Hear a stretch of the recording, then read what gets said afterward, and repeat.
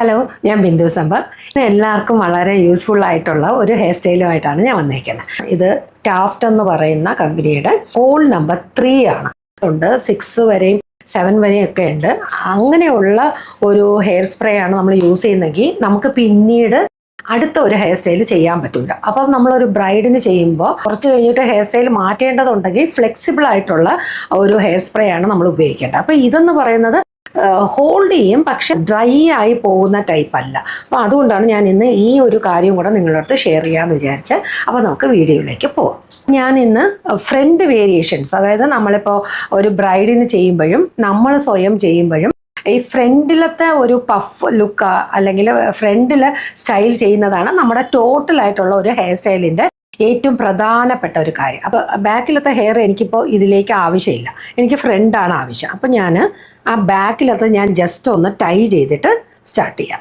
2 ഐബ്രോയുടെ ആർച്ചിൽ നിന്നാണ് ഞാൻ ഈ ഫ്രണ്ട് വേരിയേഷന് വേണ്ട ഹെയർ എടുക്കാൻ. അപ്പോൾ ഇവിടെ നിന്നുള്ള ഈ ഒരു പാർട്ടീഷൻ അതേമാതിരി ഈ സൈഡിലുള്ള ആർച്ചിൻ്റെ ആ ഭാഗത്തുള്ള ഈ ഹെയർ ആക്ച്വലി എനിക്ക് ഇന്നത്തെ ഈ ഒരു ഇതിന് ആവശ്യമില്ല. അപ്പം ഞാനിത് ബാക്കിലേക്കൊന്ന് ടൈ ചെയ്ത് ഇടുകയാണ്.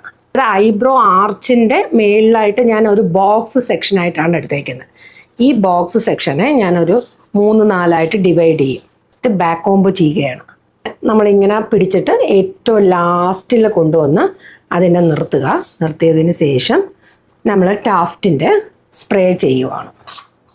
വീണ്ടും ഒരു ലെയർ എടുത്തിട്ട് ഞാൻ ഫ്രണ്ടിലേക്ക് കൊണ്ടുവന്നിട്ടാണ് ബാക്ക് കോംബ് സ്റ്റാർട്ട് ചെയ്യുന്നത്. എന്നിട്ട് ഞാൻ നേരെ പിടിച്ചിട്ട് വീണ്ടും ഞാനത് ബാക്കിലേക്ക് കൊണ്ടുവന്നു. ഇത് കാണുമ്പോൾ നമുക്ക് ഫുള്ള് ഉടക്കായി പോകുമോ, മുടി അത്രയും ഡാമേജ് ആവോ, പേടിക്കേ വേണ്ട. ഇപ്പം നമ്മൾ ബാക്കിലേക്ക് ചെയ്യുന്ന ഈ ഹെയറിനെ നമ്മൾ ഇത് റിമൂവ് ചെയ്യുന്നത് എങ്ങനെയാണെന്ന് വെച്ചാൽ വാട്ടർ സ്പ്രേ ചെയ്തിട്ട് ഫ്രണ്ടിലേക്ക് ചെയ്യുക. നമ്മൾ ഈ ഇങ്ങനെ ചെയ്യുന്ന ബാക്ക് കോംബിങ് മാറിക്കിട്ടും. ഇനി അടുത്തത് ചെറിയ ലെയറായിട്ട് ഒരെണ്ണം എടുത്തിട്ട് ഏറ്റവും ലാസ്റ്റിൽ ഇത്ര മാത്രം നമ്മൾ ബാക്ക് കോംബിങ് കൊടുക്കണം. ലാസ്റ്റ് ലെയർ വന്നു. അപ്പോൾ ആ ലാസ്റ്റ് ലെയറിൽ ഞാൻ വളരെ പതുക്കനെയാണ് കൊടുക്കണേ. കാരണം എന്താണെന്ന് വെച്ചാൽ എന്നിട്ട് എല്ലാം കൂടെ കയ്യിലെടുത്തിട്ട് മൊത്തത്തിൽ നമ്മളൊന്ന് ചീകണം.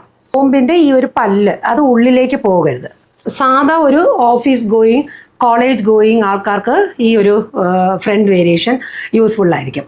ഇതുപോലുള്ള പുതിയ ഹെയർ സ്റ്റൈലിംഗ് വീഡിയോസും പലതരം ടിപ്സുമായിട്ട് ഞാൻ വീണ്ടും വരുന്നതായിരിക്കും. മറക്കാതെ എൻ്റെ പേജ് ഫോളോ ചെയ്യുക, ലൈക്ക് ചെയ്യുക, ഷെയർ ചെയ്യുക.